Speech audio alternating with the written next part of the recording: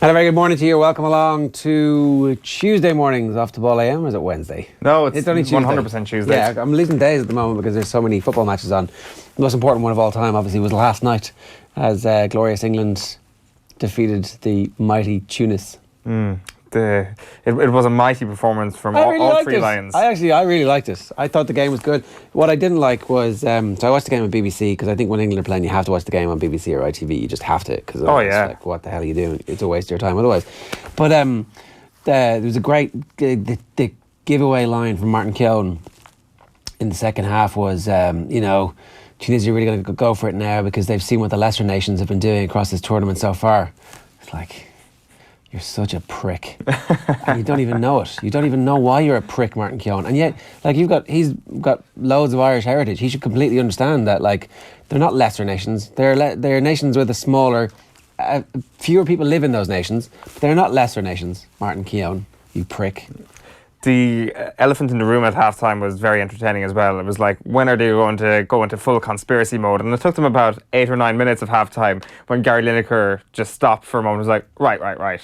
We've got a history of referees absolutely screwing us over. Imagine if that had been us, we would have been up on the tables going, Thierry Henry's handball, the Belgians, the Spanish. Like, they were right. They were completely wrong to that penalty. You've got to admire Lineker's levels of constraints to not bring that up until about 9 or 10 minutes into the halftime break. I thought that was like fair play to them. My Twitter timeline was full of like people giving out about like England celebrating the fact they scored a last-minute winner in a game against difficult opposition.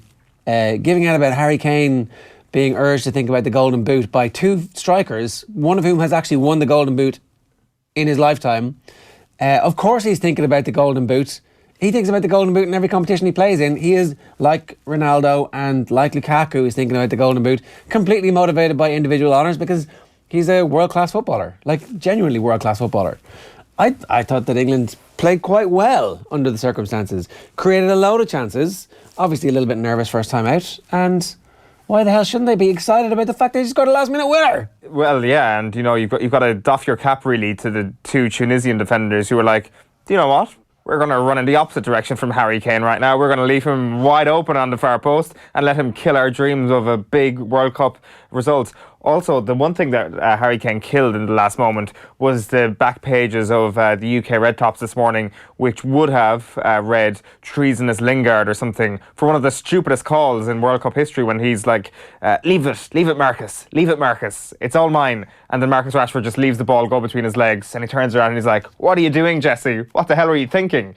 And a chance passes them by. He probably wouldn't have buried it anyway, given the way the game was going. The Raheem Sterling miss after, like, the offside flag goes up really, really late, and you're like, it's very lucky that offside flag went up, that Jesse Lingard was offside, because otherwise your gun tattoo, which you got 8 months ago, was actually going to be the root cause of you having missed a sitter. It's why he got taken off, actually, Gareth Southgate. He didn't say it afterwards, but you could see in Southgate's eyes, he was like, sickening tattoo, get the hell off the pitch, I'm putting on Ruben Loftus-Cheek immediately. It was actually Marcus Rashford who came on for him. But speaking of offside calls, they completely glossed over the Wabi Kazri call on the BBC. So where? When Jordan Pickford comes out to meet Kazri, and the flag goes up, and Martin Keown, or who was it, Simon Brotherton, was it, who's saying at that point, oh, they're lucky the offside flag went up there, Pickford was out of goals and he would have had a shot, it could have been a sad tale for England. And then the replay comes up and he was onside. Miles onside. And then BBC are like, moving on quickly. Not even close. I thought that, like, I think the Kyle Walker penalty is harsh, I have to say. But I do think the bit where Harry Kane gets wrestled to the ground, rugby tackled, that's a clear penalty. It probably would have been a yellow card in a rugby match. It was a borderline spear tackle. High tackle, yeah, but it was. And that's the type of thing that, like, we as a nation would have definitely been like, the small countries never get it. This is something to do with something bad that we've done. We didn't vote for the right team along the way. Like, our conspiracy theories would have been full tinfoil hat. And, like, I don't know what the hell happened with that refereeing, but if I was England, up to that point, I would have been like, nah, this is not fair. They hate us for some reason. Well, probably because we think of you as a lesser nation. Yeah. And we can't hide that. Whatever nation the referee was from, we probably think you're from a lesser nation as well. Yeah. Could be Russia, could be America, could be anywhere, but you're China, probably lesser, definitely. It's everything that happens to England is just revenge for colonialism, really, isn't it? No matter where the referee is from, it's revenge. Yeah, well, like, and also that lesser nation bullshit that you still have going on in your head, Martin Keown. Martin Keown! Like, I mean, take a good, long, hard look at yourself and look down on the rest of the world, Martin. Go on. Yeah, I was surprised he got that gig actually last night. I was thinking, He got a gig from him. This is when the BBC picked their 5 greatest Englishmen, and Martin Keown made it into the top 5, which was an interesting. Danny Murphy shunned to the sidelines, probably in a different city. Now that I think of it, probably wasn't in. Where was it last night? Volgograd. Who is their best co-com? Kev, obviously, but after that, never going to give it to an Irishman for the English game. Has Danny Murphy's stock plummeted? Although I'd say I like Danny Murphy. Mark Lawrenson would have got England games down through the years. He was on Belgium last night. Yeah, but when he was at his peak, when it was Hansen and Lawrenson doing match of the day, Laura would have got the England games as the co-com. Yeah, does Lawrenson refer to England as we? Think I heard it in the Belgium-Panama game yesterday. It's like, and we've got to go up against Panama next, or something like that. It was only a slight thing, and I think you could almost hear him mid-sentence. I mean, you know, stopping himself in his tracks. That would be fine, I think. Well, we should have weeks of protest, really. Not really. And get very, very outraged against this. It's English people looking down on us once again. Don't care. That's all that happens. Right, so the England fans went mental, as you would expect. I'm surprised there hasn't been a lot of tut-tutting from Irish Twitter about this. Have a look.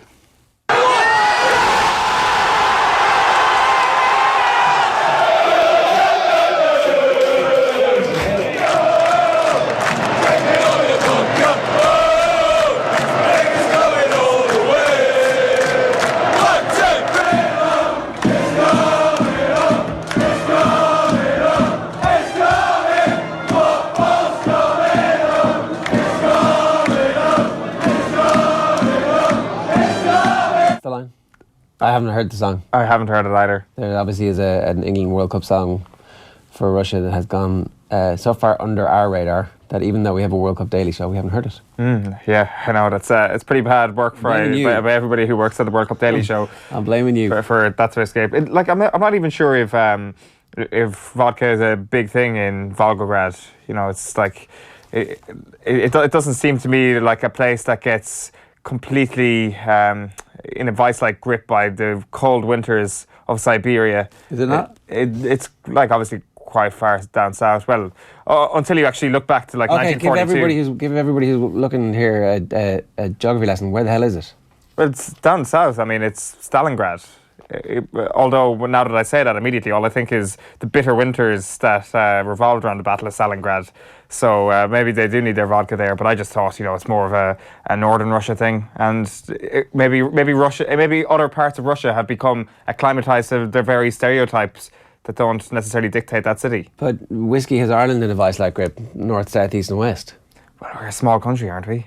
We're a much smaller country than Russia. If you were living in Russia, why would you turn down the joy of like this clear liquid that makes you pissed? Well, that's a very good point there. I didn't really think of it that way. Come on. It's like it's benefit. Everybody has a still in their back garden with a few potatoes and away you go. Yeah, without question. It's like, I'm kind of basing this on the fact that there was... It's pretty far south, yeah. I mean, it's I'm looking at it there. It's on the same line as kind of Vienna and Prague. It's kind of in between, not far from Paris, but a good bit further south than London.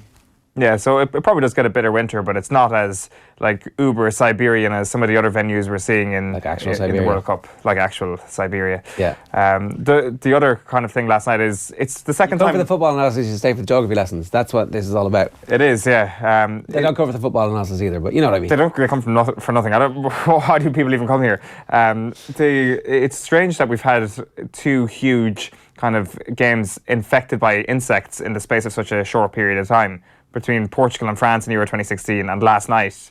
They'll go down in the annals of history as two of the most memorable insect-infested games, and we should be so lucky that two of them have come along like Dublin buses. The insect narrative kind of... so I missed the first 20 minutes because I was putting the kids to bed, so obviously that was all they talked about for the first 20 minutes, because by the time I got in it was like barely mentioned. There was a few fleeting references which didn't make that much sense. I was like, what's going on? Did somebody just read like some... Kafka or something, and they're like trying to show off some bollocks, or well, like, so what was the story with the insects?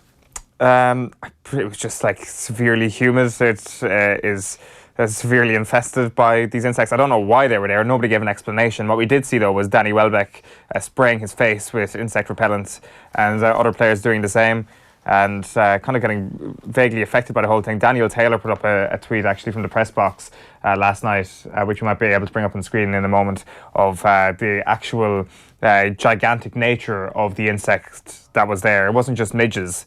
It was something else. Like, I might actually just read out, but like before we get into the back pages, just how the Sun described these insects last night, because it's one of the most Sun things I've ever read. It's Sun sport writer Bill Leckie who says, "They trained them in secret forest camps, force feed them steroids, arm them to the teeth, then set them loose on foreigners. Hooligans? Who mentioned hooligans? We're talking mozzies here, or rather super mozzies. They are everywhere in this grim southern city, and they controlled its arena last night from rafters to pitch level. England's players were barely able to shout for a pass without the threat of swallowing squadrons of the rat bags." Rat bags. What? It is the most something I've ever seen. Cricket of some sort. That is a rat bag and a half if ever I've seen one. Bag of rat, just trying to unplug Daniel Taylor's charger as he tries to file copy on time. These bugs are becoming a worry, says Daniel Taylor. Wow. Absolutely pumped to the gills with steroids, that rat bag. It's pretty big, isn't it? It's humongous. It is Swarm of gigantic. locusts. Can you eat locusts? Well, they did it so in the Bible, didn't they? Isn't that what John the Baptist used to eat? Yeah, locusts. In the 40 days. Locusts and honey. So let's see what what was going on from the Tunisians. We'll bring in the coming up in just a second. Let's so we have another Copa 90 video from the Tunisian fans. Have a look.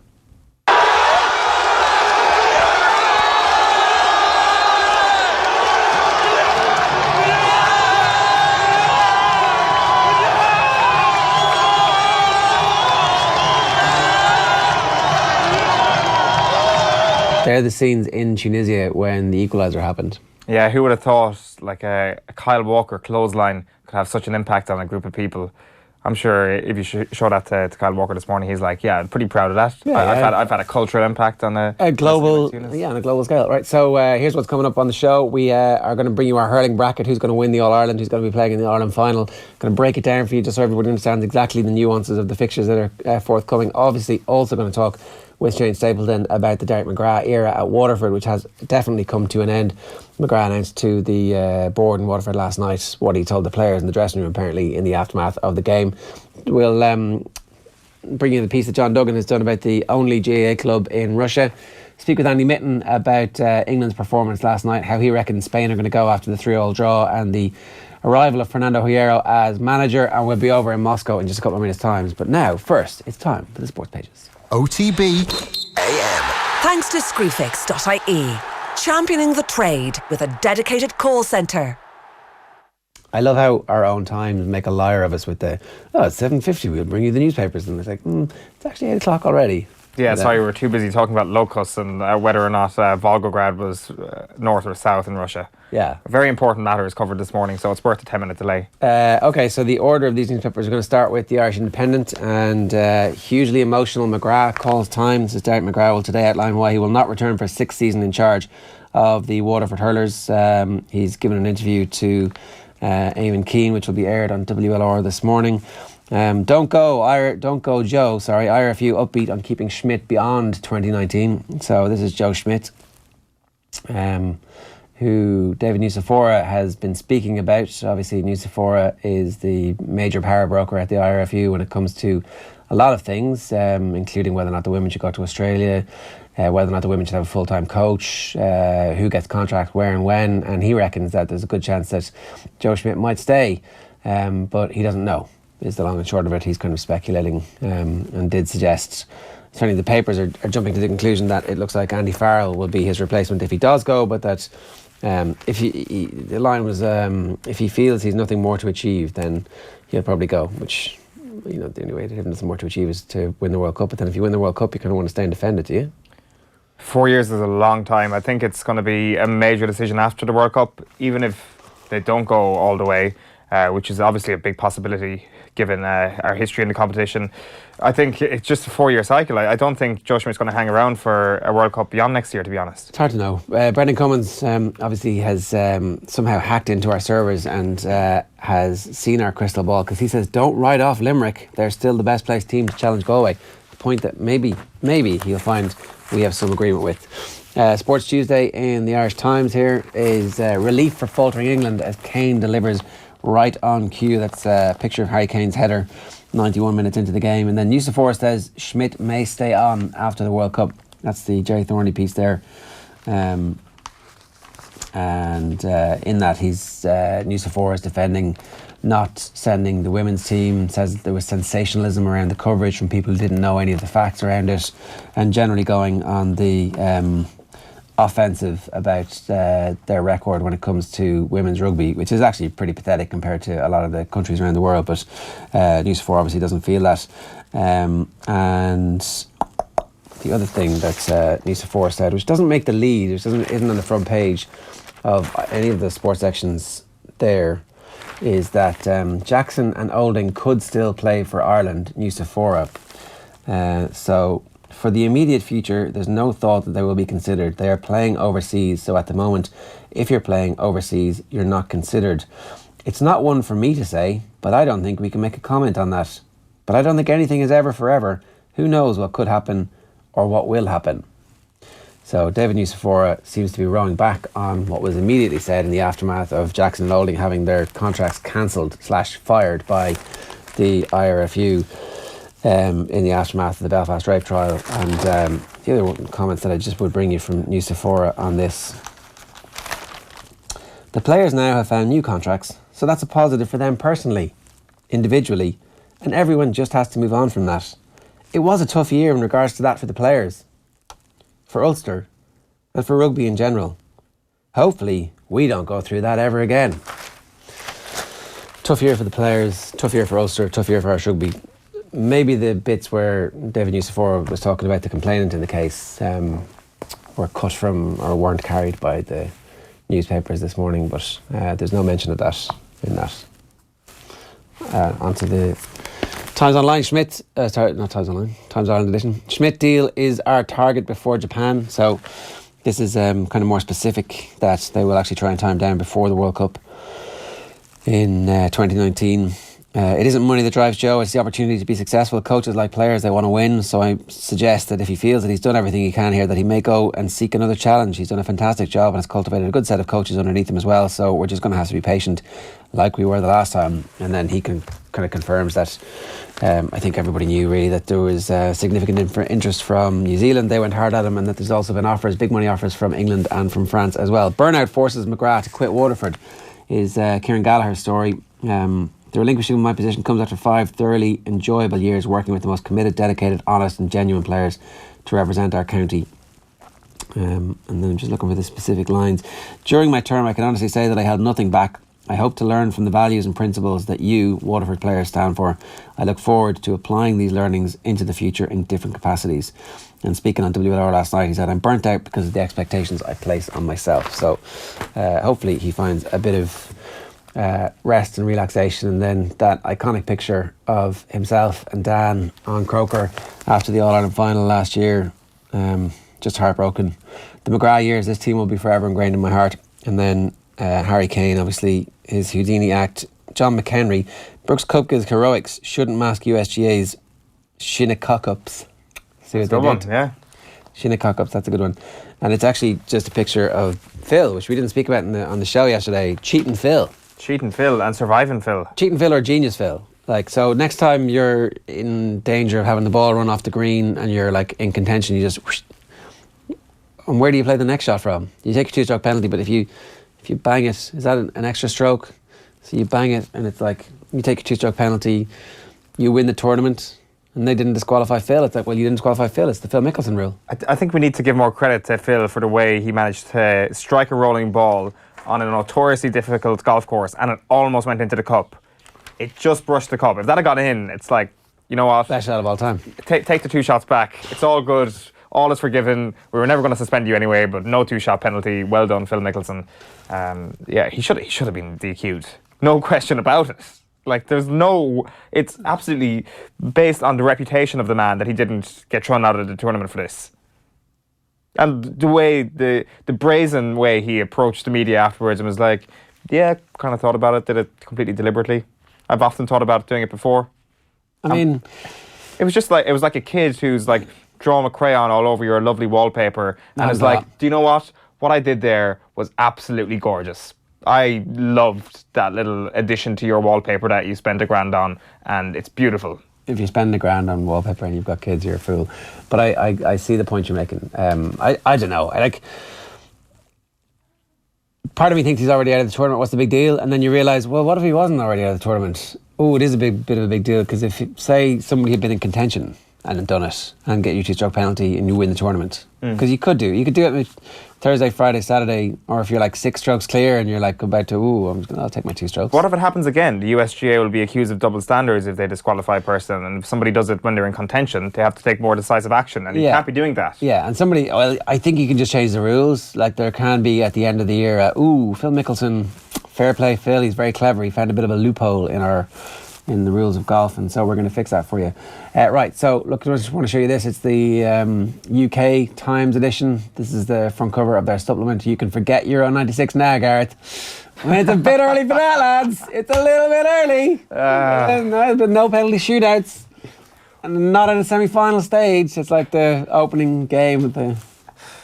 It took, I think, 20 minutes yesterday for the commentary team at the BBC to say, this is the best performance we've seen at the tournament. Right, it was Keown saying that again. Yeah, it was like, wow, what I've seen here is absolutely sensational. He kind of got the Kool-Aid. And then the second half, he was like, oh, this is terrible, there's no energy. He's like, well, we're sweating up here in the commentary box. Yeah, that doesn't matter, they're footballers.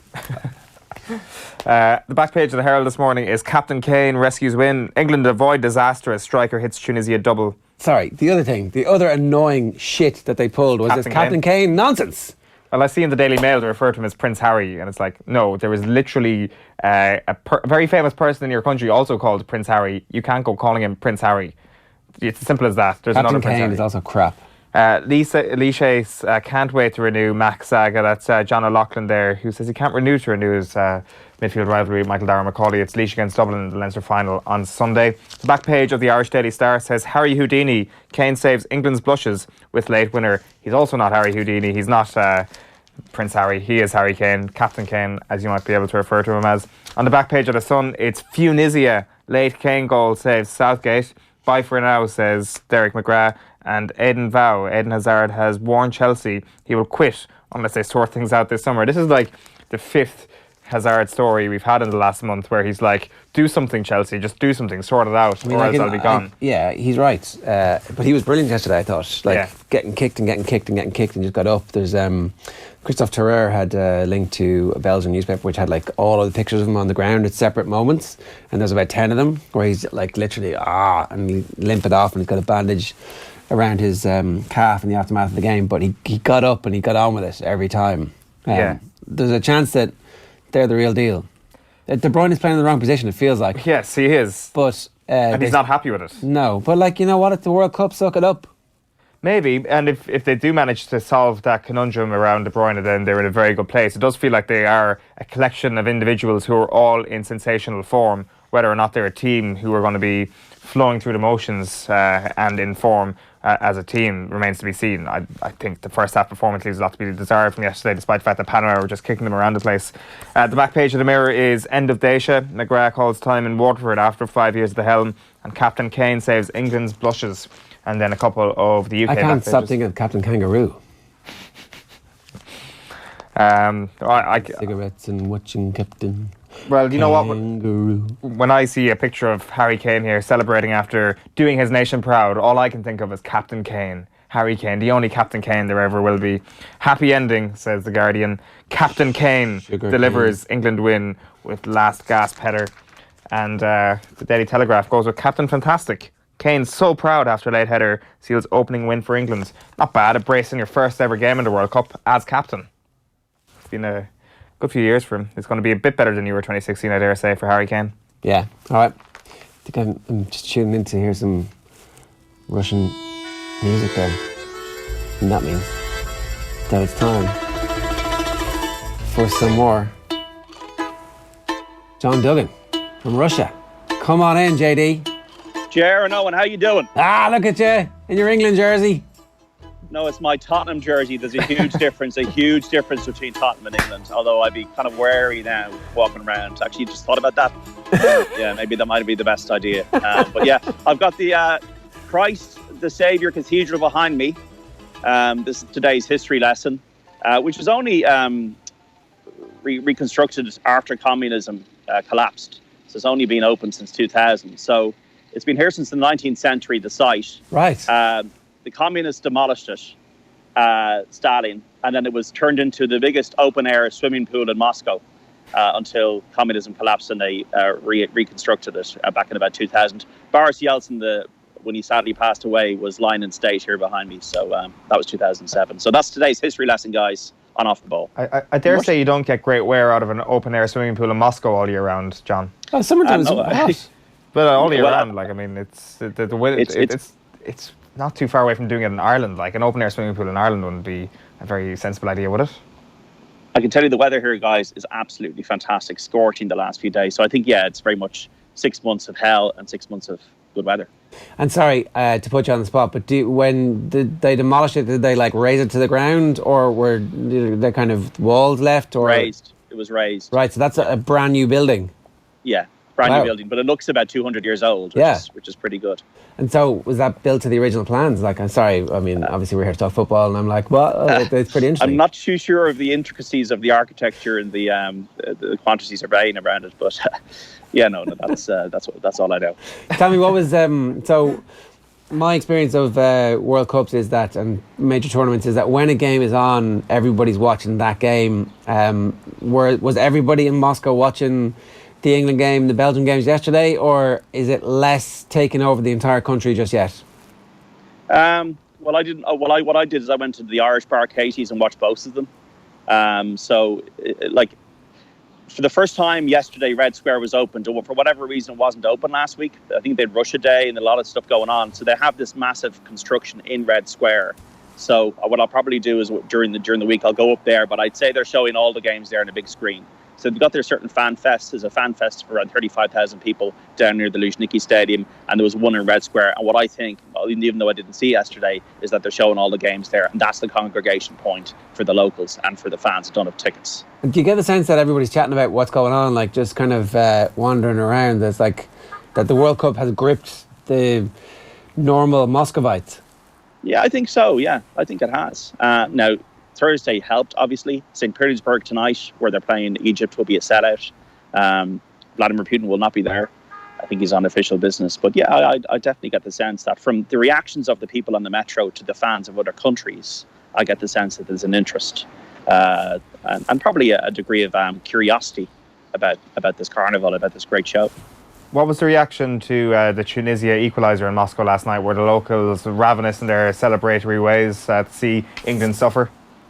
Well, you see, the locals in the bar I was in were mainly foreign, so there was a degree of shock from the English-speaking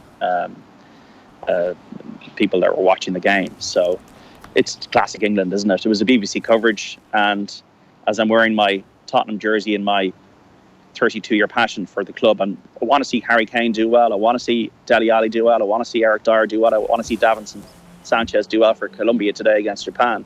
But the coverage would just give you a headache. This, imagine when we won the World Cup and all this kind of stuff and extraordinary performances and all this kind of stuff. Will you just relax? Can you just leave it? Let us enjoy getting behind England as close neighbours and stop with this athletic style coverage of their national team. They just can't help themselves. It's a good point, actually, because if you think about it as a football team, if you think about it as kind of a group of individuals, and particularly with the cult of the manager and with Harry Kane, it is a team that you can very much get behind until you start being kind of force-fed the Kool-Aid that the BBC are serving up. Well, why wouldn't you get behind them? If you're a Liverpool fan in Ireland, and there's more Liverpool fans, I think, than any other club in Ireland, you're mad about Jordan Henderson every week. Why wouldn't you get behind Jordan Henderson? Why wouldn't you get behind Harry Kane? I'm delighted for Harry Kane.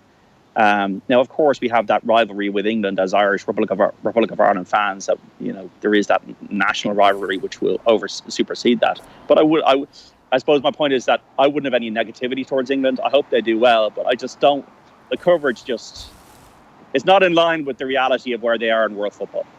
I thought mostly the coverage was okay. For a few things really annoyed me, and I've spoken about this. Martin Keown talking about Tunisia, like all the lesser nations in the World Cup, are going to start realising what the opportunity that presents themselves. Like, shut up, Martin Keown, with your lesser nations bullshit. But they just scored a last minute winner in the group game against tricky African opponents who came to thwart them and who almost managed to pull it off. They were denied a stonewall penalty when your man Harry Kane was manhandled to the ground twice. The penalty that Tunisia got, I mean, you can definitely make a case for it, but you can also make a case that they never get given generally. And it took them a little while before they actually went, I'm pretty excited about this. And why shouldn't Harry Kane be thinking about the Golden Boot? He's a professional footballer who's dreamed all his life of being the top scorer in the World Cup. Well, he's got 15 goals in 25 games now, and Harry Kane thrives, like all strikers do, whatever they say publicly, on confidence and momentum, just as much as Lukaku will now after his brace yesterday. And I know where the lead singer of the Queens of the Stone Age ended up. He ended up playing for Tunisia. I was not really happy to see that penalty being given. I thought that was a bit sly, the way he went down, or hardly being touched. But Kyle Walker, that could just show that Kyle Walker was not in the right position. Harry Maguire at times gave away possession, and there were worries for England down the line with the wastefulness that they showed in front of goal, even though as attacking and as zippy as they were early on. And then at the end of the game, that Raheem Sterling, once again, disappointed. I think he's got 21 games now outscoring for England with 24 shots within that period. But what would help Gareth Southgate's mood, I think, this morning is the substitutes. Rashford and Ruben Loftus-Cheek really added a lot of fire and zip to the team when they were flagging a bit late on, and I think that's a good thing for them. Henderson played well in midfield, Trippier crossed the ball well. Yeah. But do they have the talent to get out of the group? And we'll just have to wait and see what happens after that. But that's it, right? So this is it. Like, when you think about where England have come from, they came from being knocked out by Iceland the last time. Then they also had Big Sam as their manager for a little while, and now all of a sudden the team was playing pretty good football. It had the fewest amount of caps of any international side that they'd ever fielded in a tournament game, and it's young, progressive, forward-looking, and it's a team that everybody can get behind in England. And I think that's really all you want. Like, they're not realistic contenders. I think everybody has accepted that from the low base that they're coming from. If they get out of the group stages, I don't think any opponent is actually going to fear them, but I don't think anybody actively seeks them out to play them the way they would have done in previous tournaments. No, I'd agree with that. And I think the Colombia, Poland, Senegal, Japan group is not the strongest group. So whoever they face out of that, they'd fancy their chances of getting to the quarterfinals. And then it's like getting to the All-Ireland final in Gaelic games. Once you get to the final, you never know what can happen on the day. You can go to penalties. You just don't know. Teams can underperform. So I'd agree with you. I think they're a team for the future. They're a team for Qatar. They've had a success at under 17 and under 20 level. And we see with Argentina over the last while that success at underage level does matter. And Argentina have been starved of success at underage level. I think with England's really exciting players like Loftus-Cheek and Rashford coming on, they're just still lacking that little bit of dominance, a bit of quality. But yeah, look, if it wasn't for the over-the-top coverage, I'd be probably wearing an England shirt today, lads, rather than Tottenham shirt. Seamus wants to know, does John have Prince Harry on the back of his Spurs jersey? No, this is a kind of an older Tottenham jersey. I've never been one for the initials on the back. I got a Rafael van der Vaart one in Ajax one away jersey years ago, and the only reason I got it was because it had the letters are so long, and it cost. I think you get paid. You charge per letter, and then he ended up playing for Spurs. But no, I'm not one of these people who changes the jersey every year and has different names and different whatever on the back. What about the former Spurs man Kyle Walker, John? I mean, he's been much talked about in the context of this back three that Gareth Southgate is playing, and obviously there is a tangible thing to talk about now in relation to last night where you could say that Kyle Walker doesn't fit in on the right of a back three. Well, Guardiola was saying it was a good thing before the tournament started, that other defenders have converted themselves, but Kyle Walker, I always remember as a Spurs fan, could throw in brain freezes. His great pace, great technique, but could throw in brain freezes in games. And I think it wasn't a brain freeze. I think he was a bit unlucky in that I thought it was playing to the edge of the spirit of the game in terms of Ben Youssef's actions.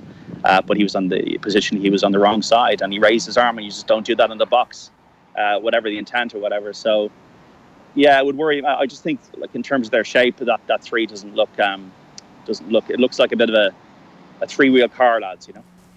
I'm not sure. I think that Walker got on a lot of ball early on, and look, hopefully the brain freeze in terms of the tournament is out of the way with the elbow last night. So look, we'll see. What are you expecting from Russia today? Obviously, because we're going to see, hopefully, Mohamed Salah start a game in the World Cup for the very first time. Like, Russia probably aren't as good as they showed us in the opening game. I think No, they're not. Not going out on a limb and saying that one. So, what do you think is going to happen? I think Russia will win. I just think almost Egypt took a gamble with the Salah situation against Uruguay, hoping that they'd defend well and eke out a draw, a goalless draw. We said that at World Cup Daily before the match, and it didn't happen. They were unlucky.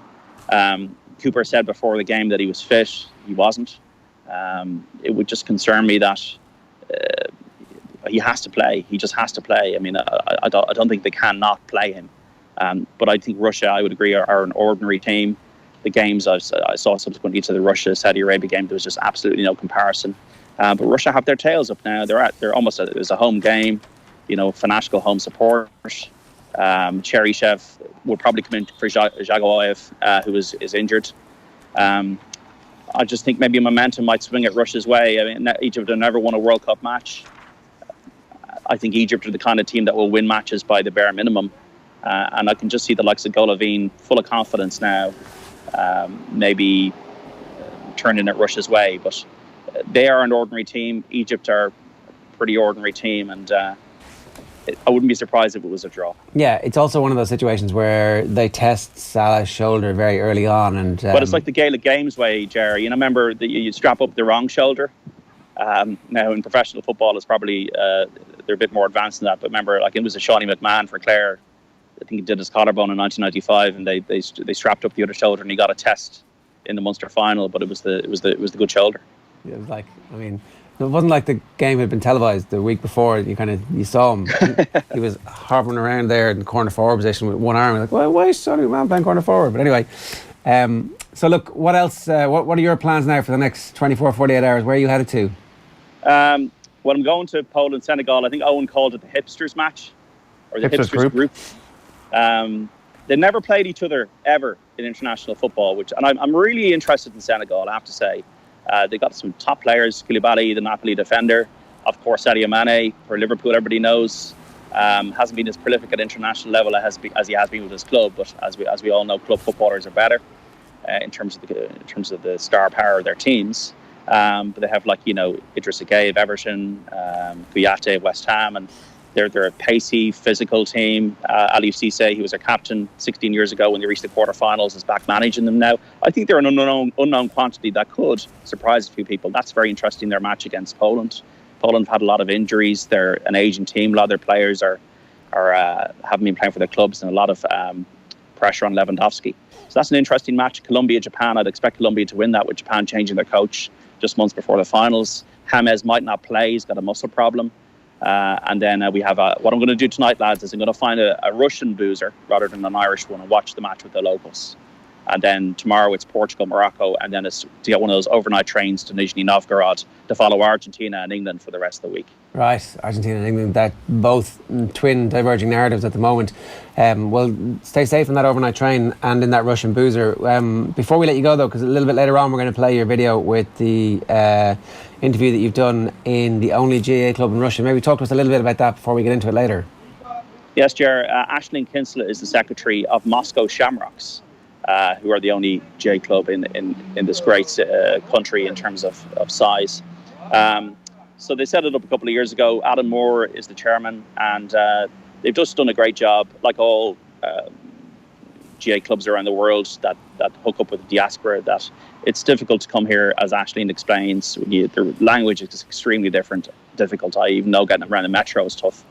And it's just it's a good community to meet people. Like I met people from Mayo the other day, and they Mayo for Sam flag already.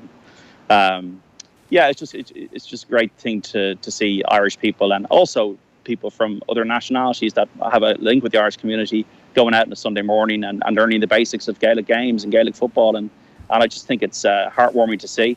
I've spoken to people before from Sweden, Philip O'Connor and Derek McGrath from Singapore, who've done great work in terms of spreading the Gaelic games message across to different cultures. And of course, they show the All Irelands over here, and it's not just about Ruislip and London. It's spreading further afield. So Aislinn's got a great story. She's from Carlow and she's leaving soon, but.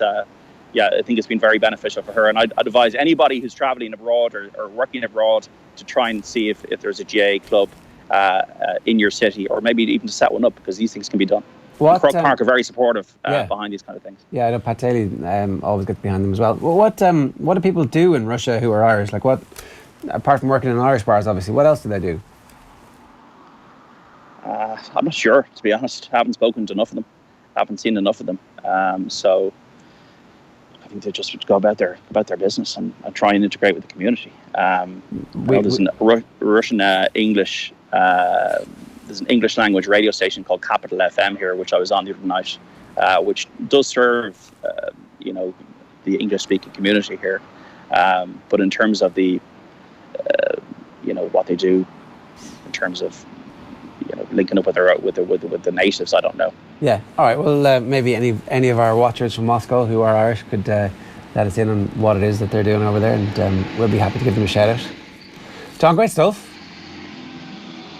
Enjoy. Thanks, guys. Talk to you soon. That's John Duggan, our man in Moscow. After today, 27% of the World Cup games will have been played. It's going so quickly. It does go so quick, doesn't it? Slipping by. It's just that, we haven't even seen some of the teams play. We've only seen them all play once. Today's the last day, isn't it? Of not having seen people. Exactly. After everything, we'll update our power rankings tomorrow on World Cup Daily, which I'm sure will be an anticipated moment for everybody around the country. Yeah, the Japanese and Colombian fans will be desperate to find out where they are after today. They could rocket right into the top 10. They weren't there at the start. Colombia lingering around there. You'd need to hammer them about 6-0 to get in the top 10, wouldn't they? Yeah, it's just a hipster's paradise, really, this Poland versus Senegal match, really, to be honest. Just Cuadrado, Aguilar, Carlos Sanchez, James, Falcao, that's Colombia, Japan, Muriel. Yeah. But Poland-Senegal is what I was referring to. But Falcao obviously playing in his first ever World Cup match, kind of a late entrant to the World Cup club. It's just a dream, that group. It's my favourite group by a mile, and I think the football is actually going to live up to it. Senegal to cause a shock. I presume the odds are kind of going in Poland's favour at the moment, given how they qualified. But Senegal to cause a shock there this evening would be something to look out for, I think. Spain to beat Iran is 10-1. It's a special introductory offer for anybody who doesn't have a Boyle Sports account. Get on offtheball.com/Boyle Sports. It's exclusive to Off The Ball users. So if you want to get a fiver on Spain to beat Iran at 10-1, let's face it, there's a good chance that bet's going to come through. Then get on offtheball.com/Boyle Sports for more details on that one. And as ever, you can follow us here at Off The Ball AM on Twitter. You can leave a comment for us on youtube.com/offtheball. That's where we put up all our good stuff and stream this show live every morning. And if you can't watch us in the mornings, remember you can always just listen to us on offtheball.com. We have an audio only feed, and of course we have podcasts too if you miss it. So make sure you subscribe, rate, share and like, and give out to us all you want, because we're big enough and ugly enough to be able to take it. Now, Derek McGrath has called it a day. We're going to be talking with Shane Stapleton about his legacy in a moment. But first, here's Dahi Regan speaking with Oisín Langan at the weekend after Cork beat Waterford, as Dahi paid tribute to the record-breaking tenure of Michael Brick Walsh. What a servant he has been to Waterford, and indeed hurling. He hasn't just improved Waterford, he's kind of improved the game as well, hasn't he? Well, he has, and there's been a great love from the national hurling public for Brick for a number of years, because you associate Waterford over the years with, and I know Derek McGrath hates it, the team everybody loves, and they never win the elusive All-Ireland final. And Brick is synonymous with all of these things over the years. I mean, he wears his heart on his sleeve on the pitch, and he's just one of these guys, because of his humbleness, that hurling public just get attracted to him. He was the last guy leaving here this evening. His young son was with him, and for Cork people and Waterford people applauded him then when he left, an hour and 20 minutes after the game, and we seen him come out and literally take a last look around the fabled old stadium here. Derek McGrath has stated about him that he's probably the greatest team player that Waterford have ever had in their history. And if it's good enough for Derek McGrath to say that, who are we to disagree? As a supporter looking at the game, I think he's an immense man and appears to be off the field as well. A huge loss to hurling, but obviously a massive loss for Waterford, but someone who obviously could play a part in the background in future years with his team.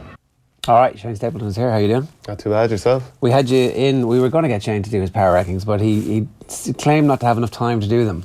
I was very busy under the Because gun. he took too much shit the last time, basically. Because you wouldn't leave it alone. Hey, you've got to put it out there, you know? Oh, nothing, I don't know. Just every time it was brought up, I was getting hammered for apparently hating somebody when that's not the case. Did you get all. hammered like by people other than us? Because obviously you don't care about us. No, I don't. But I did get a private message from someone on Facebook, no less, telling me how deluded I am and what I have no clue and biased and all this kind One of of your stuff. mates? No, some guy I don't know. All right. Some guy from Galway that I don't know, so right. Just getting hammered for thinking, oh, maybe he's right. Maybe I'm deluded. Kind of an insight to what Kyle Walker would have been getting had Harry Kane not saved him last night. Yeah, yeah. There you go. Now you know exactly what it feels like to be an England footballer. You've got something with you? Yeah. The Ireland Euro 88 jersey, bought with my communion money. Oh, wow. Isn't that incredible That stuff? is incredible, yeah. I'm surprised you haven't modelled it in for us just to show off your pecs. I did try to get it on. Unfortunately, it wouldn't quite fit. Actually, I was down home at the weekend and I'd asked my mother to dig it out, so she dug this out. That's class. And I said, how much did that cost? And she said, I don't know, but it cost you an awful lot of your money. Yeah, have Is it real? It is real. It's proper Adidas, yeah. Yeah, I asked her, I said, was this one of the blood on your neck there from where the brother hit you with the hurl? That's actually ketchup. It genuinely is, because the father took me to see Ireland against USA in 1991 in Lansdowne Road. Ireland won 4-1. Oh, yeah. And I had a hot dog that day. I had a massive oversized hat that was probably a normal size hat, but huge on me. Yeah. And I got ketchup on it and it never came out. There they go. That's class. Yeah. A proper bit of memorabilia. And actually, I like that jersey. It's a great jersey. You often wonder over the years, Ireland have had some pretty drab, disappointing jerseys. Come on, lads. There's the template. Just go back to it, yeah. The bit of netting there as well. The netting, I love the netting. I found a Blackburn Rovers jersey from when I was 13 as well, down home as well. That actually does fit now. It's skimpy enough, but... It's blue and white. Yeah, with the McEwen's lager across the front as well. You know, a classic brand, McEwen's lager. Yeah. Right, so we should talk about the fact that Waterford are looking for a new manager. One of the things I think about this, Peter Queally wanted the job, but nobody else wanted the job. Him and Derek were at it, and Peter Queally was the favourite for it 5 years ago when he got it, and he had to beef up his backroom team with legends like Dan to get it over the line. And now I would say it's one of the most sought after jobs from Waterford's legendary players and former players, and also outside managers going, I wouldn't mind getting my hands on the raw talent pool that they have. And that's credit to him. Ultimately, he will feel like he didn't achieve what he could have achieved. I'm sure he probably, I suppose if you stand back and look at it though, what he's done with that team has been pretty amazing, really. Because 2012 and 2013, Michael Ryan was over the team, and I think a lot of the team that he inherited from Davy Fitz was coming towards their end, and Derek kept faith with that team the following year, and they got destroyed. I remember being down in Clare one day for a league game, and I think they conceded 5 goals. And I was sitting in the stand afterwards for probably an hour afterwards writing my article, and I could hear roaring still going on in the Waterford dressing room. You could hear it through the stands. It's such a small place, and you wondered how it could get from that to an All-Ireland final in 2017. Yeah, it's been some journey, but they've won a league final the very following season. They got to a league final again. They got to 2 Munster finals. 3 All-Ireland semi-finals, including one that they won, and an All-Ireland final. Considering the base he came from and the criticism, he was under so much scrutiny. Remember after 2014, he got rid of a lot of established players. And he often talks about this himself, he didn't feel that he had much credit in the bank in terms of being a hurler. Yeah. Because, he had that 3-year minor underage career, was supposed to be this great talent. He made 1 championship appearance, did he? Yeah, and I think that was a sub even. And he felt, and I suppose there was a bit of an inferiority complex with that, and having Dan beside him, that would kind of fill that void of having someone with credit in the bank. But, all those things, I find with Watford, they've been a compelling story to follow the past few years. You've interviewed Derek McGrath, I'm sure, a number of times as well.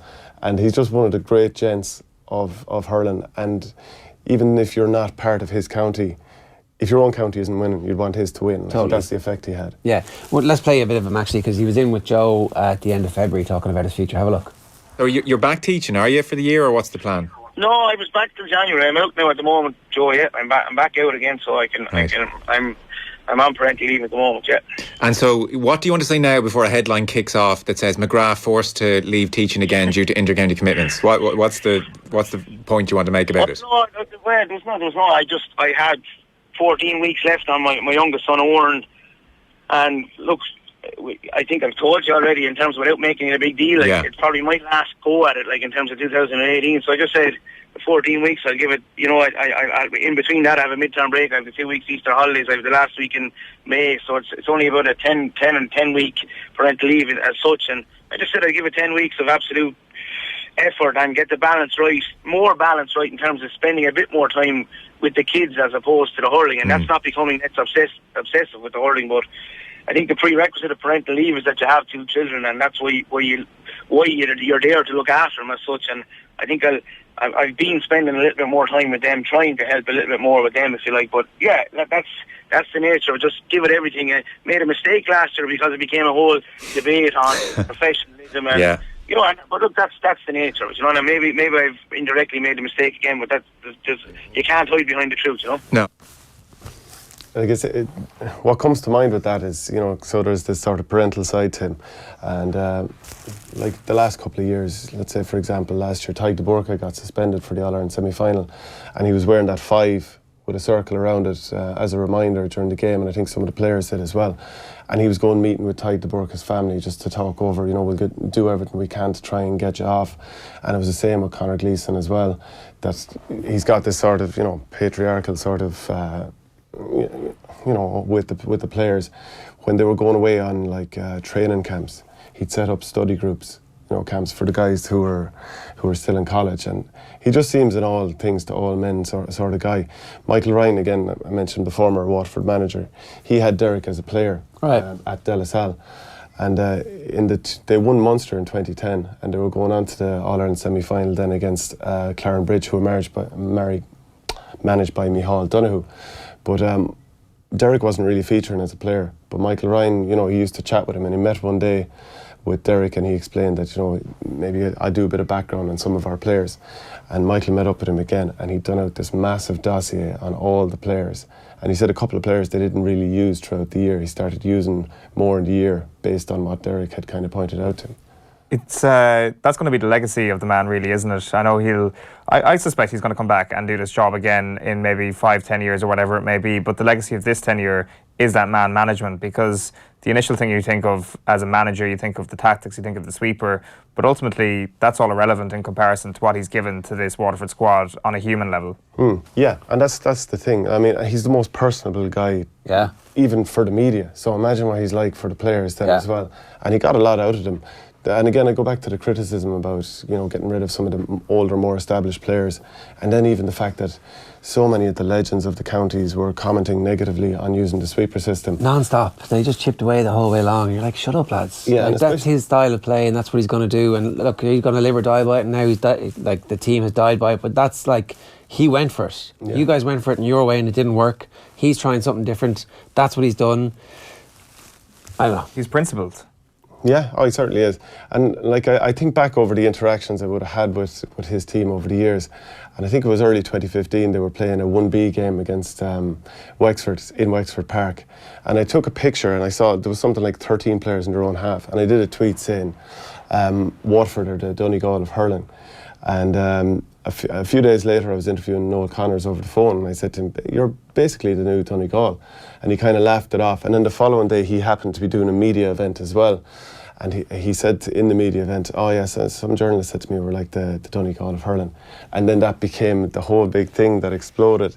And then Dan Shanahan, after they won the league final that year, he started saying that was, in his interview afterwards, and I was there holding up the microphone, and this talk of the Donegal of hurling is absolute bull. SH1T, where I'm going with that.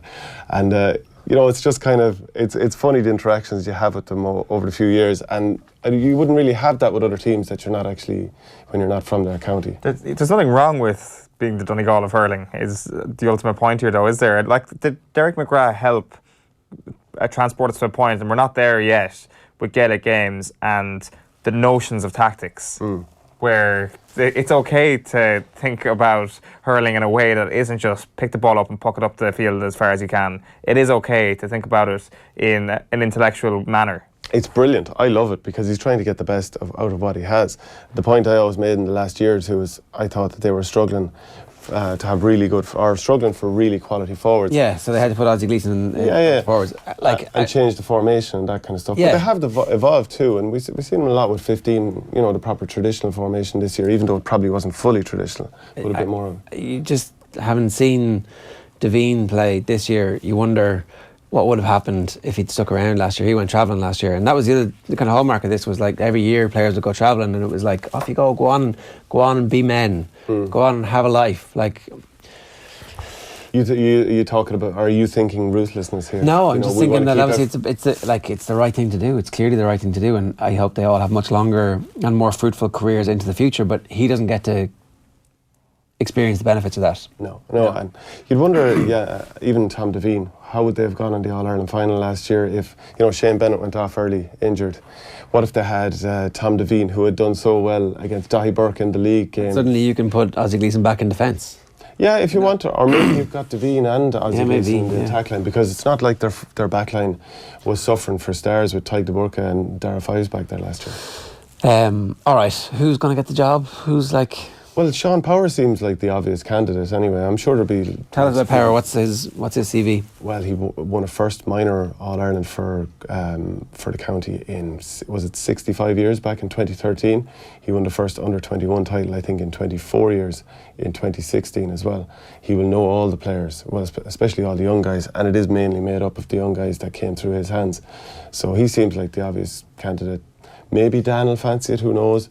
Maybe the likes of Peter Queally. It's hard to know, but he seems like the most obvious candidate at this point. Is Dalo a possibility? I saw somebody tweeting about that last night. I saw someone tweeting about it as well. Who was it? I actually can't remember who it was that tweeted.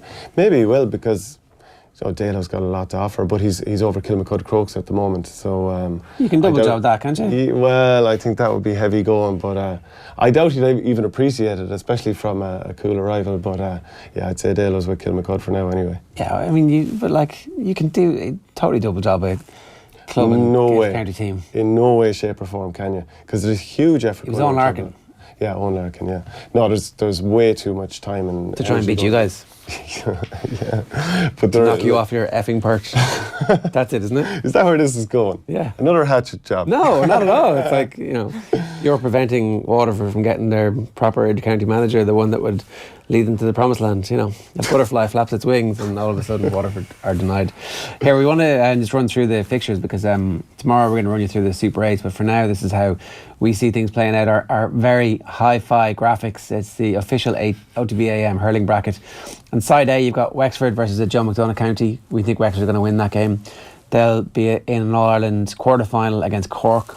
It'll be Cork and Galway in the semi-final, and Galway will win that. In side B, it's Limerick against a Joe McDonagh county, which Limerick we think will win against Kilkenny, because they'll have been beaten by Galway in the Leinster final. And the winners of that will play Clare, because Clare are going to come through the Munster final, and then Limerick are going to turn them over.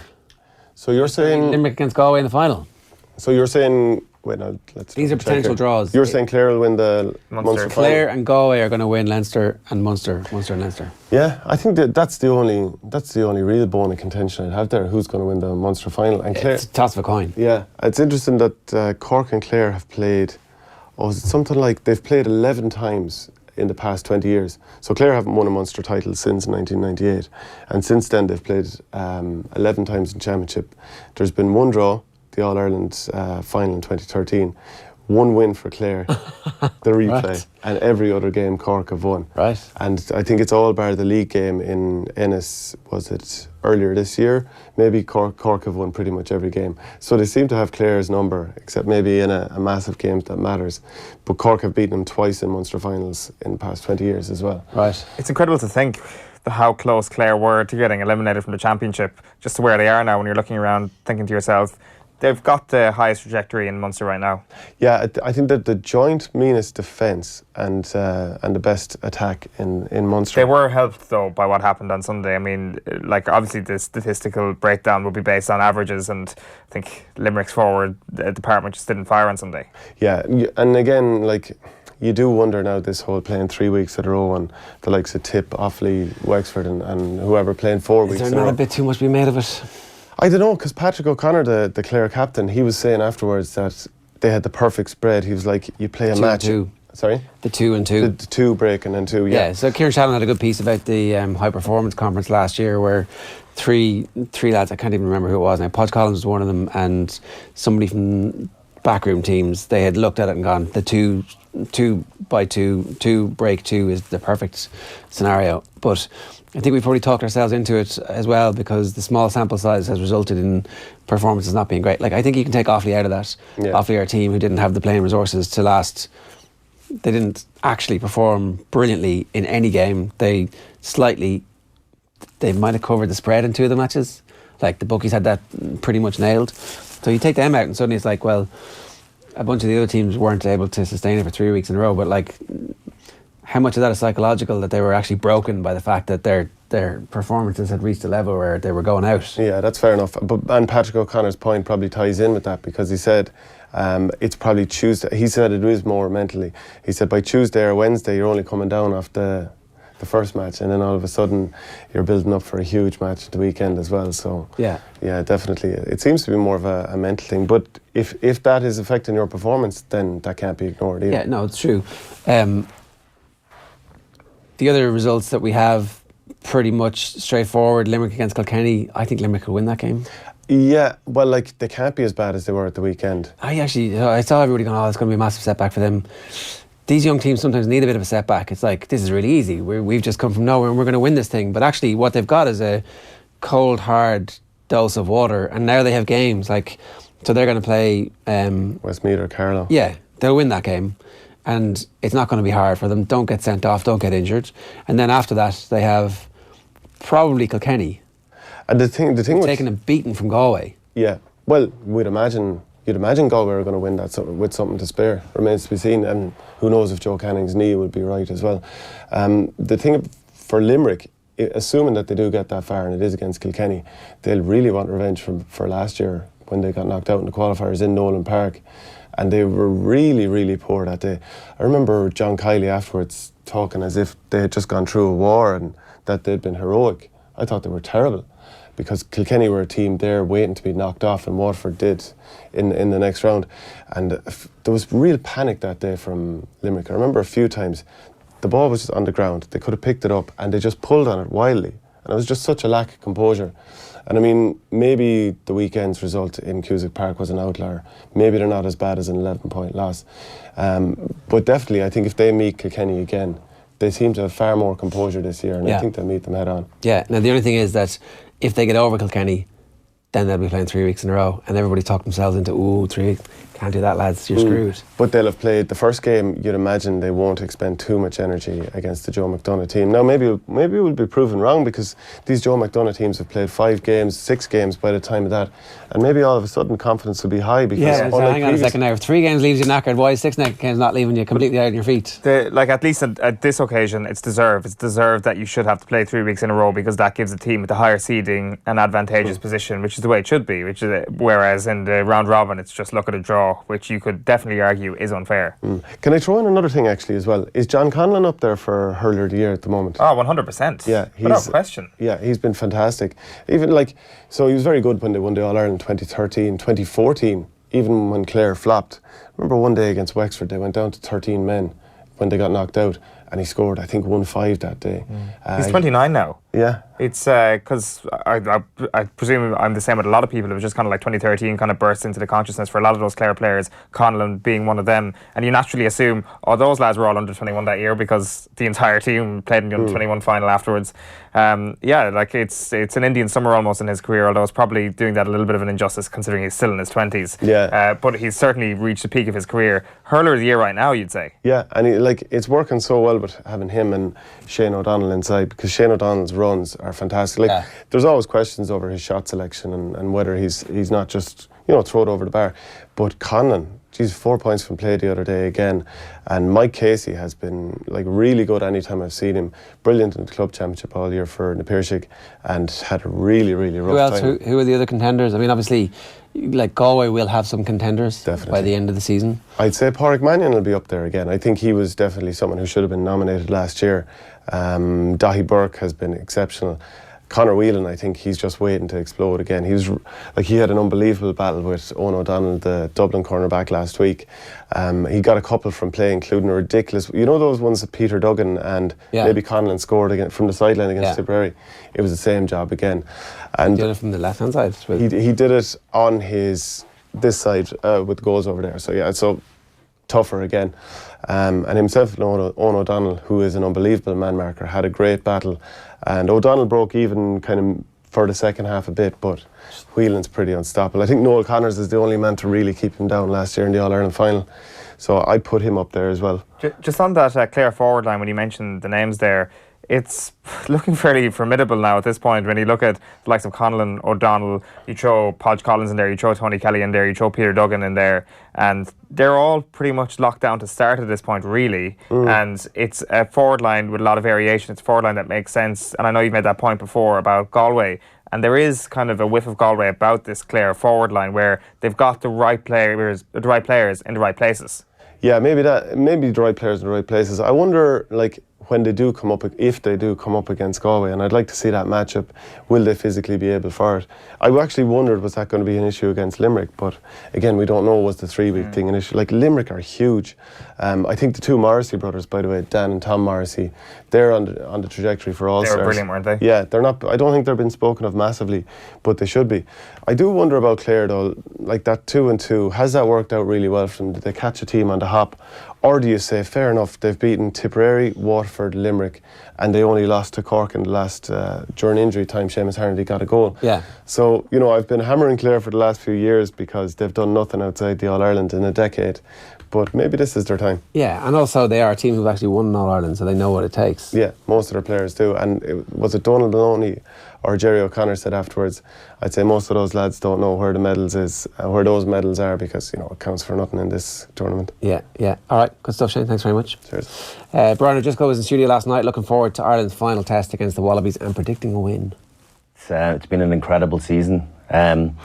Not only in the green jersey, obviously, but having Leinster win domestic and European double as well. Some of those players, James Ryan obviously has lost one game, but to almost go the whole season unbeaten, or just to the potential to lose one game in a total season is phenomenal. And I've read lots about, is this the greatest Irish rugby team we've ever seen?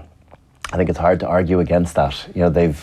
Their consistency of performance, even when they were off in the first test, they weren't a million miles away, and that's the sign of a really great team, that when you're really disappointed in your performance but yet you could have eked out a result, I think that speaks volumes for where you're at. And I fancy them in game 3. I think I wouldn't quite say they've got Australia's number, but I think they've worked out what can win them the game. And there's a couple of factors. Having Johnny Sexton on the pitch makes a difference. Yeah. But I think what they did at ruck time, denying Australia quick ball and the accuracy on their own possession, was the difference between winning and losing. It's everything in the game. Yeah, there you go. It's Brian O'Driscoll. Great stuff from him last night. You can get the whole thing on youtube.com/offtheball, and you can subscribe to all that goodness there as well. So let's talk more about England and a little bit about Spain and the rest of everything that's been going on from Andy Mitten's point of view. Andy, good morning to you. How you doing? Good morning. Fine, thanks. So a couple of things struck me. Irish Twitter was full of oh, look at this, typical English overreaction, that performance is rubbish. I actually thought the performance was not bad. Opening game of a World Cup, a lot of teams have been pretty nervous. They created loads of chances. They didn't lose their shape. They kept going right to the end, and eventually they won a game they deserved to win because the classiest player on the field did what classy players do, and I think England can be pretty happy after last night. I agree with you, and for England to win a game is a rarity. England have won one of their last 7 matches in international tournaments. I was in Brazil for the World Cup. They were dreadful. I'm still angry about how bad England-Costa Rica was in Belo Horizonte 4 years ago. It would get even worse in France. I was there 2 years ago. I think my highlight was meeting fans from Wales, Northern Ireland, Republic of Ireland. England was the low point. I'd see all these really interesting games. I mean, great fans from everywhere. And then watch England 0, Slovakia 0 in St Etienne, or England against Iceland. It was so indescribably bad. So when I watched the first 25 minutes yesterday, and I've not gone to Russia for several reasons, and I was really impressed. I thought England started really well. They had like 3 chances in the first 6 minutes. The goal definitely rocked England, but England got a win. As you say, Kane did what goal scorers should do. He took his chances. He didn't feature prominently during the match. And it is only Tunisia, but Tunisia are ranked 21 in the world. And I know the FIFA rankings are not highly accurate, but this is not a team who fluked it and come in from being ranked 130. And they were very hard to break down. I think at one point in the second half, Tunisia's formation was 8-1-1. But England were patient. They got the winner right at the end, and now they're in a really strong position, beat Panama, and they're through to the last 16. And I think you've got to take baby steps with England, because far too often, expectations have been way too high, blown way out of proportion. I think it's actually serving them well. The expectations are now much lower, that hardly any travelling fans have gone to Russia. There were 40,000 English in South Africa.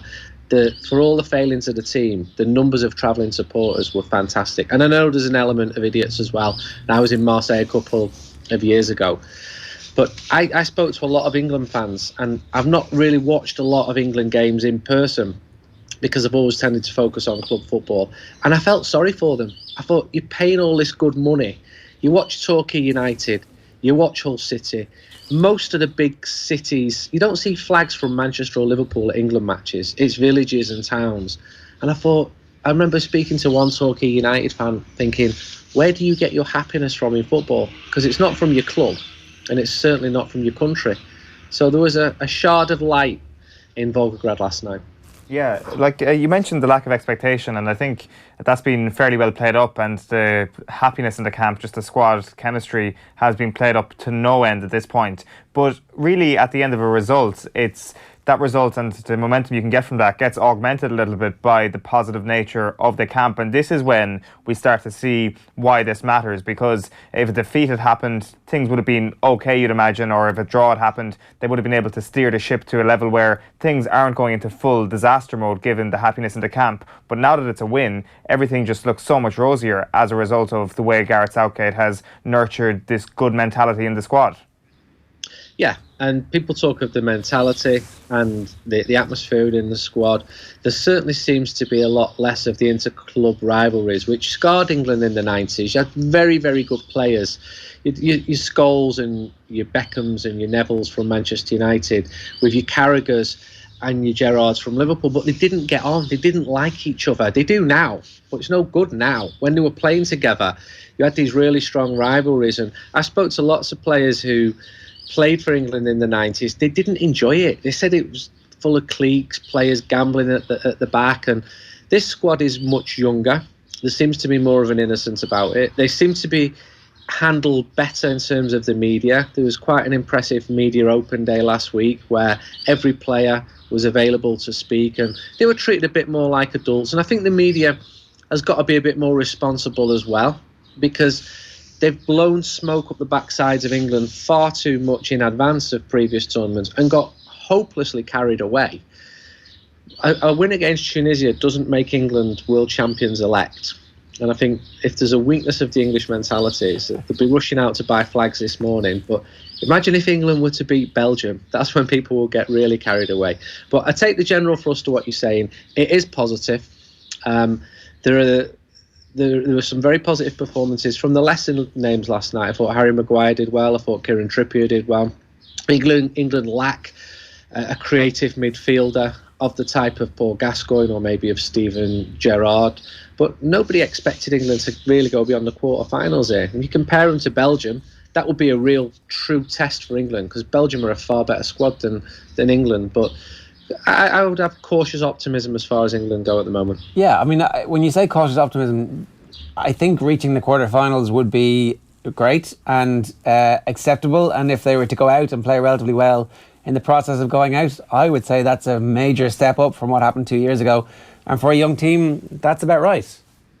I think it would be a major step up. But people forget how bad it was, how bad England were in France and in Brazil. Consistently dreadful. I'm probably allowed to say it now, but I waited in the mix zone in Sao Paulo 4 years ago, not with all the English journalists, because I was doing a lot of work with Diego Forlan, and he came through and he looked round, made sure that no one was looking, and said, "Why is your country so bad at football?" Don't write that, Andy, don't write it. And his point was, we're from a country of 3.5, 4 million people in Uruguay, and we've beaten you, but we just didn't feel challenged at all. We felt that if you scored, we could have scored 3 or 4 more goals. I'm not saying Diego could have, because he didn't have his best game, but Luis Suarez, Edison Cavani, and I couldn't defend that. I couldn't say we were unlucky, because England were not unlucky, because they were really bad. I think they had one good half against Italy in Brazil, but in the first half against Tunisia, especially that first 25 minutes, watching England play fluid attacking football, it's something I've not seen for a long, long time, and I think every English fan should be encouraged by that. I'm not sure the people listening to this in Ireland will be quite so encouraged. And I saw a tweet from a friend of mine who lives in Manchester now, but he's from Ireland, and he said, "I love living in England, but a little bit of the Irish comes out for me. I ran over an England flag which had fallen off a car yesterday." And I thought that was quite amusing. But there's definitely a positive feeling about England at the moment. It's only 2 defeats away from vanishing completely, but I can't see England not beating Panama. And if England were to play well against Belgium and get a bit of luck, and you don't know what's going to happen.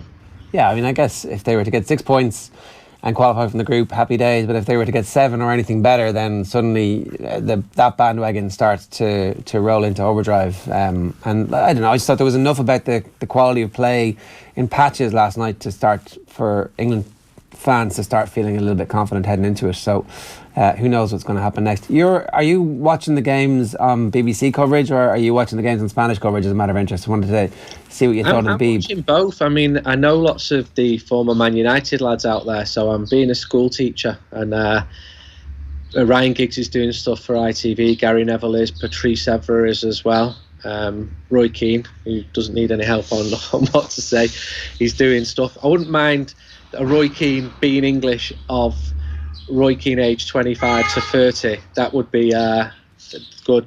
I'm watching a lot of the Spanish coverage as well, and I find that I'm not an avid follower of international football. Club football takes up so much of my focus, so I tend to watch for personal relationships. That's why when I mentioned Forlan, I watched Uruguay closely a couple of years ago, and I was invited into the Uruguay camp. That's after security had realised that I wasn't a spy from England, and that I wasn't lying when I said that I knew some of the players. And Carlos Queiroz is somebody who I know. I know him from Manchester. I spoke to him last week in Moscow, and I want him to do well because I know him and I like him, and I find that personal relationships are affecting the way that I feel. So I'll be watching Iran and thinking, go on. Iran have not lost a game in competition for 4 years. I mean, they don't often look like scoring, but Queiroz is a really, really good coach. And then the Spanish coverage, I watched that of England last night, and then I did 90 minutes of analysis on Spanish television about England, which wasn't easy for someone to do in Spanish about a national team where there's not that much to say after one game. But the feeling in Spain about England was very positive, because so often England have failed to live up to their hype and expectation. Everyone respects England for being a great football country, which it is, and for the power and the strength of the Premier League. But I've seen some pretty positive words from respected Spanish pundits about the England national side. But again, don't get carried away. England have beaten Tunisia. Let's see how they go on before they go on. There was a little bit of getting carried away on the BBC last night. Gary Lineker might have accidentally used the word exceptional about the quality of the performance against Tunisia, which he's getting slaughtered for, as you might predict. He's predictably getting slaughtered for using the word exceptional, because it wasn't an exceptional performance. But I still understand that why people get carried away with a last-minute winner in a World Cup match, particularly when it had all the hallmarks of being one of those games where you get sucked into a situation, didn't quite fight your way out of it, limp into a 1-1, and suddenly all of the divisions which the tabloid media have been fomenting for the last 6 months are straight back to the surface, and that disappears. So you can see why there's an outpouring of joy. Those tournaments hinge on goals, they hinge on momentum. These kind of things really matter.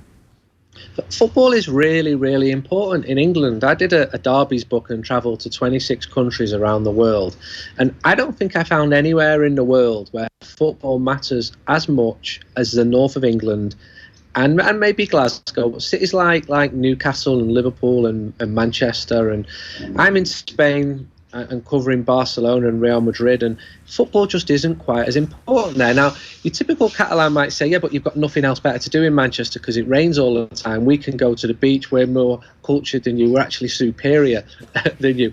Whatever.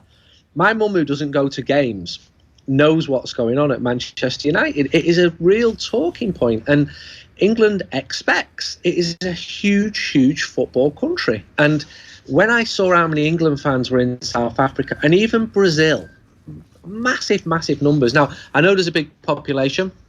I know we're taking fans from close to 50 million people, which is 10 times as many as the Republic of Ireland, for example. And but football really matters. So when the national team do well, because they've never done well, short of a couple of games, maybe Euro 96. People talk about Euro 96 as it being this great coming of age of life. And that summer, because it was sunny and everything was wonderful. England's national team have consistently underachieved, given the strength of the sport in the country, given the strength of the players coming through. Maybe the Premier League doesn't help the national team because players go out and clubs go out and buy from around the world now, and that limits the chances of a lot of English players. But people really live in hope, and if England were to win the World Cup, and I don't think they will do, wow, it would be just absolutely massive. Yeah, fair enough. What about Spain in the aftermath of the 3-3 draw? I presume there's a great level of excitement about the quality of their performance. It took a remarkable individual moment of genius from Ronaldo to prevent them from winning a game in the aftermath of one of the biggest crises that we've ever seen on the edge of a World Cup. So they must be very happy with how things have started. Yeah, I watched the game in Barcelona on Friday night, surrounded by Barca supporting Catalans, and Cristiano Ronaldo is probably not their favourite person in the world. So it was quite amusing for me to see Ronaldo scoring those goals. And then the aftermath of the game, and I thought it was a superb game, it was absolutely brilliant. And the criticism of David De Gea, which I think is really unfair, because he's exceptional for Manchester United, but he isn't for Spain. And I think there are other reasons at play with the criticism of De Gea. The fact he's not called Iker Casillas is a big problem for David De Gea. The fact that he hasn't got the Madrid media in his back pocket, that he's not as charismatic as Casillas was, nor successful. De Gea says almost nothing of note. He's not an interesting man. He's just a brilliant goalkeeper. When you compare him to, even at Manchester United, Juan Mata and Ander Herrera, they're really bright, engaging, interesting lads. And De Gea's got none of that. So when he makes mistakes, people are really waiting for him. There are a lot of people in Spain who cannot understand why he's not playing in Spain. They don't think that Manchester United are anything like as big as Real Madrid or Barcelona. They're certainly not as good as those two teams at the moment. But Manchester United can punch their way globally with those two teams. So the talking points with Spain are, will De Gea keep his starting place? I think he will. But if he was to make another mistake, because he's made a couple in friendlies as well, and he's very defensive, and he can't hide away in Spain and not talk to the media like he can in Manchester, where he gets away with saying nothing. And he comes out and he's very defensive and said, I didn't kill anyone on Friday night.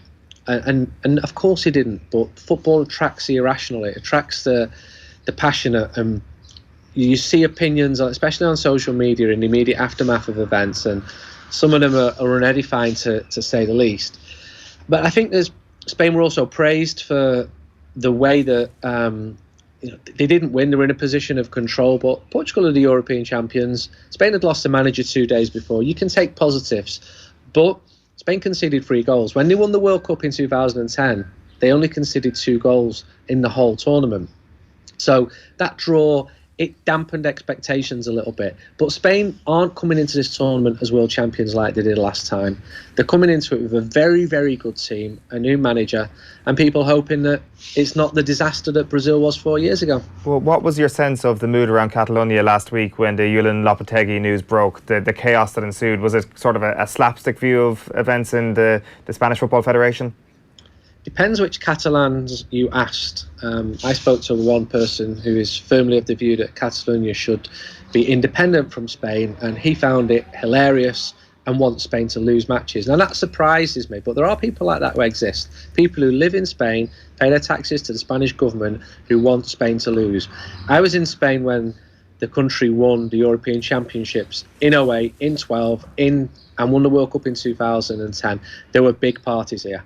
There's only been one Barcelona player, one Catalan, Oleguer, who's said, I don't really want to play for my national team. It is still a great honour for people like Gerard Piqué, for Xavi Hernandez to play for Spain. And they get on well. Sergio Ramos and Gerard Piqué, big rivals, but they actually get on well. And Spain have been very successful since they put aside their inter-club and inter-regional rivalries. Given what's happened politically in Catalonia in the last year, there'll definitely be more people hoping that Spain lose. But I would still say the majority of people, I'd still say 70-80% of people who live in Catalonia, and only just less than 50% want independence, I'd say that they'd be rooting for Spain. But the Spanish national team, they never play in Catalonia. I think they've not played here for 15 years. They go to the hotbeds of Spanish support, Madrid, Seville, and then the regional cities, Pamplona, La Coruña, Alicante, places like that.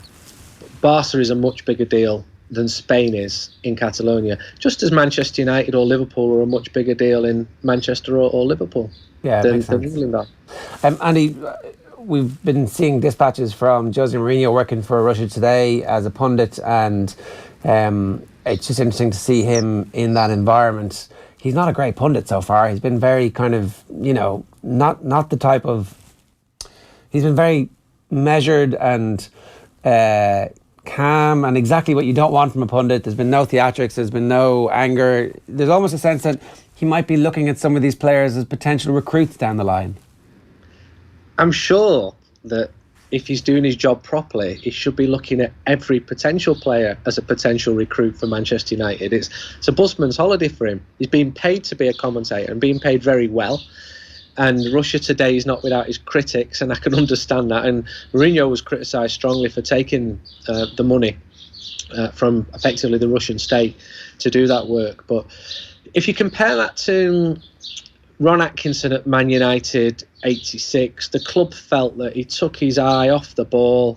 He was nowhere to be seen during the World Cup. The season started, he wasn't prepared. If Mourinho wants to spend his time watching football in June rather than sitting on a beach, I have no problem with that at all. He spots a good player. He'll be topping up his knowledge of who could potentially do a job and doing it from a position of strength, because he's got the wherewithal financially to buy practically anyone, apart from your Messis and Ronaldo's, although Ronaldo flirts with Manchester United every 6 months when he wants a new contract. But Mourinho's also calmed down a bit. I interviewed him for United We Stand, and I was quite impressed by him. And he's got a lot of critics among our readers, chiefly because of how he is and the style of football. But on a human level, I was surprised. Now, I know he's turning on the charm. I know he knows that our readers are the hardcore fans, and he wants them on side. But he didn't need to give us an interview and be as open as he was. And I think he can be very charismatic in private. I think he just feels that people are taking aim at him every single day, which they are, because he manages Manchester United and because his name's Jose Mourinho. Are there any players in particular you think that he will have an eye on, or that are playing in the World Cup, who are potential recruits for Manchester United and legitimate ones at the moment? Yeah, there's a lad called Messi who plays up front for Argentina. He's quite a handful.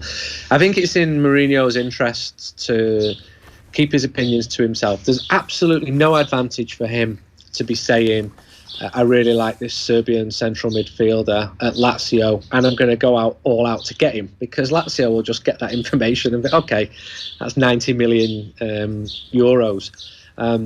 He was watching Fred for a long time. United have signed Fred. We've not seen him so far. He'll be watching his own players. So it was a good day for Manchester United players yesterday. I know Victor Lindelof didn't start for Sweden, but Romelu Lukaku did very well for Belgium. Yeah. I think that Ashley Young can be pleased at where he's got himself now for England. Jesse Lingard missed some sitters, didn't he, for England? Marcus Rashford came on. So Mourinho's mixing it, and the World Cup's a great networking chance as well. All these big 5-star Russian hotels in Moscow, they're full of football people. They're all these side rooms. They're having a coffee. They're talking. They're getting up to date on everything. He's not quite happy at so-and-so club, and he's coming to the end of his contract and fancies playing in England. So he's topping his knowledge up all the time. I'm quite happy for him to be there doing that. And even if he wants to sign a superstar, as a Manchester United fan, I'm once bitten, twice shy, because I've seen great players come to the club in recent years and flop badly. So if he wants to bring in players no one's ever heard of, who he spotted playing for Senegal, more power to his elbow. Oh, good stuff, Andy. Enjoy the rest of it. Thanks a million, man. Thanks. Nice speaking to you. Andy Mitten there, and you should check out United We Stand. It's the best in the world at being a fanzine. Obviously, you can read his stuff on ESPN and follow him on Twitter as well. A couple of quick comments. How many times do we have to see England make zero impact on the competition before they're called a lesser nation? You see, the thing is, when the sun would never set on your empire, you're never going to be a lesser nation, because actually you're a commonwealth. You're an empire. Yeah, well, that's the whole point. We've had this conversation before about the Commonwealth. The Commonwealth comes up too often for my liking on OTB AM these days. Morning from Paris, says Derek Evans. Ger is a grump this morning. I'm the opposite of a grump. I enjoyed England's getting a late winner last night and doing themselves justice. I also really liked watching Belgium yesterday. I thought that was a good game. It was, mostly in the second half. Okay, I didn't think it was a good game so much as they performed at a level that I wasn't sure was going to happen with them. Because, like, you remember, in the Euros, they got good against us and had been crap up to that point. Yeah. It's almost like we goaded them into it. I would say that there was two moments of extreme quality. The Dries Mertens goal, without question, and the Kevin De Bruyne assist for Lukaku's first goal. Two moments of extreme quality. But if Belgium win the World Cup with Dedrick Boyata at the heart of their defence, then I'm getting a call up and I'm playing the Nations League for the Republic of Ireland this winter. The left foot finish from Lukaku I thought was really good as well, because I was like, well, what's he going to do here? Keeper goes very early. He does go early, but it was still it was a subtlety that you know, a good touch for a big man. Pelstar says, would prefer so-called weaker nations. Yeah, I mean, that would have been perfect if he had just actually gone these so-called weaker nations.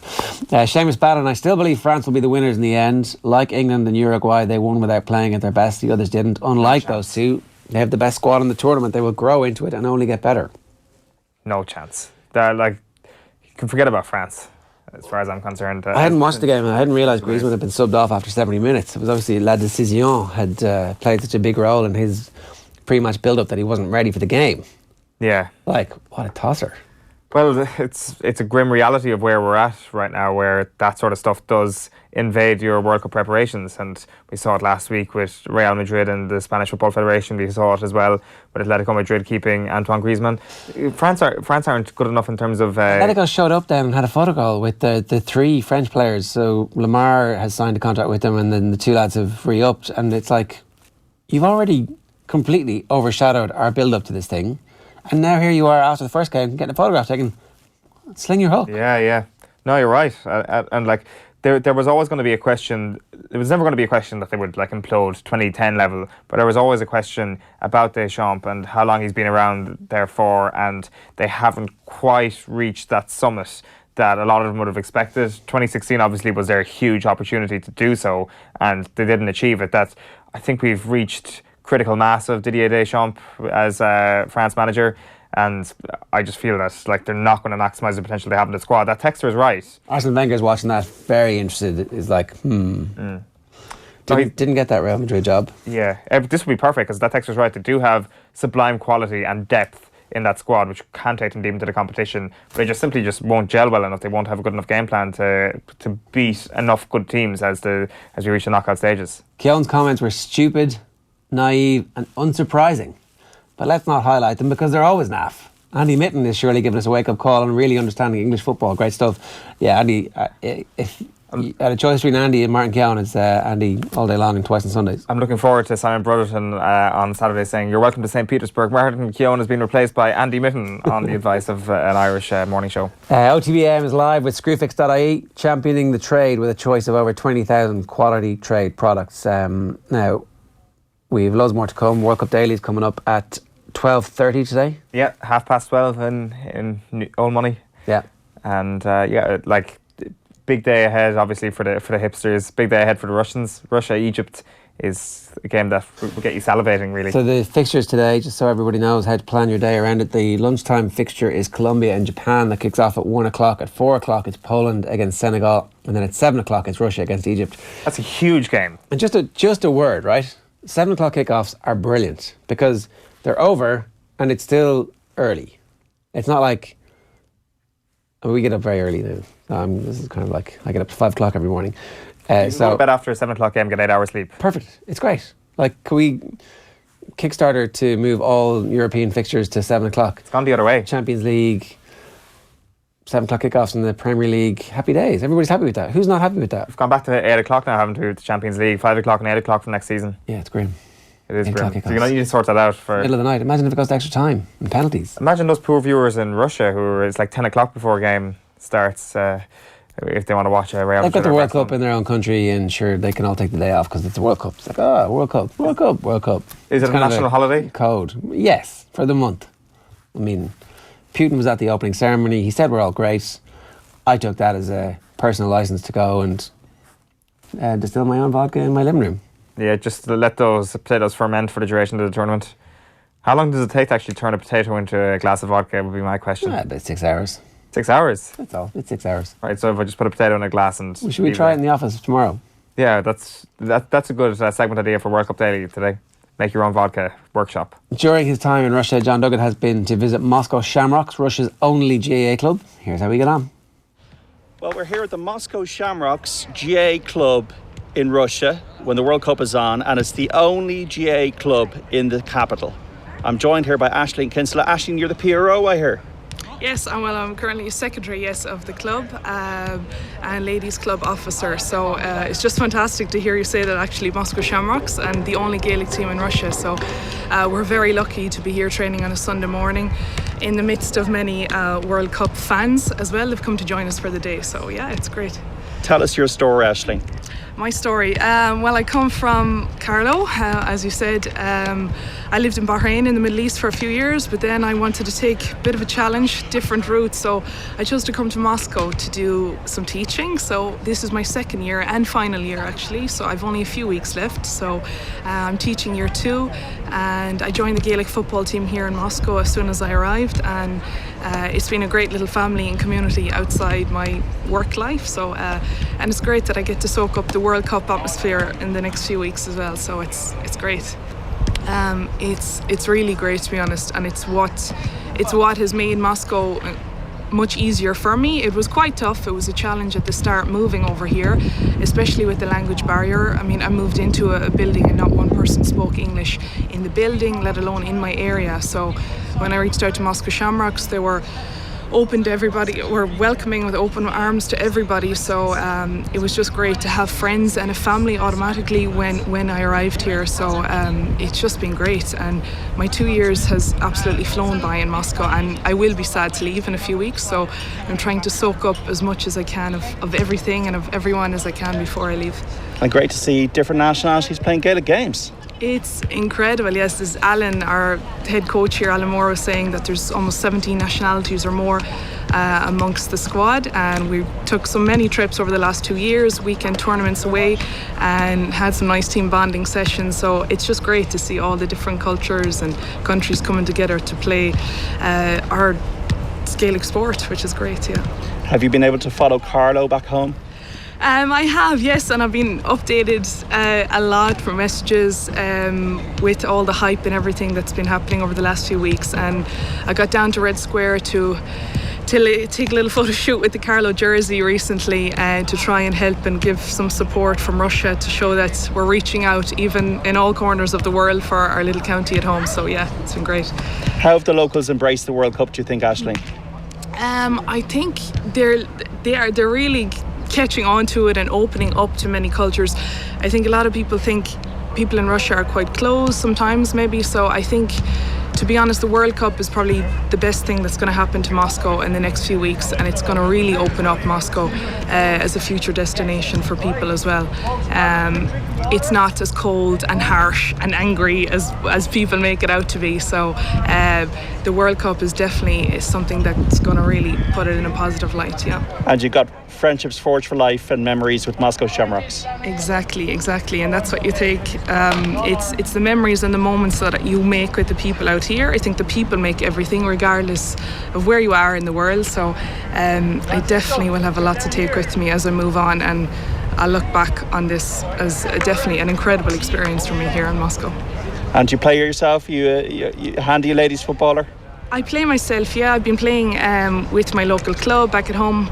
Shout out to Palatine GA Club there in Carlow. It's Bennycarry Ireland Ladies Club, and I played when I moved to the Middle East with Arabian Celts, and now I've joined another family here with the Moscow Shamrocks. So I've played it all my life, the sport, yeah. What's your position? It can be a mix, but probably generally midfield. Midfield general. Well, Ashley, thanks so much for taking the time to talk to Off the Ball. Folks, if you're coming to Russia, if you're Irish, there's only one club to join, and that's the only club in Russia, Moscow Shamrocks. Yeah! OTB AM. Thanks to Screwfix.ie, championing the trade with a choice of over 20,000 quality trade products.